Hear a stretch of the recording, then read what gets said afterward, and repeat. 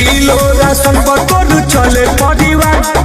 वो कहते हैं ना कि 100 सुनार की और 1 लोहार की। ये कहावत टुनटुन यादव पे बहुत सूट करती है कि 100 सुनार की और 1 लोहार की। जनतानी तोर राशन पर चले। तो दोस्तों 1-2 दिन पहले टुनटुन यादव का गाना आता है, भोजपुरी इंडस्ट्री में बवाल मचा के रख देता है। ऐसे तो भोजपुरी इंडस्ट्री में बहुत से सारे सिंगर हैं, पर टुनटुन यादव का अगर गाना आएगा तो बवाल ही मचाएगा। 5 किलो राशन बटोर चले परिवार, तो वो हमरा सोझा बोलो तारे नया। जी हाँ दोस्तों, हम बात कर रहे हैं टुनटुन यादव के एक सॉन्ग के बारे में, जिस सॉन्ग का टाइटल था 5 किलो राशन। 5 किलो राशन बटोर चले परिवार। और इस सॉन्ग में काम की थी प्रिया सुहानी। जी हाँ दोस्तों, वही प्रिया सुहानी जो खेसारी लाल यादव के सॉन्ग पे वायरल हुई थी रील बना करके।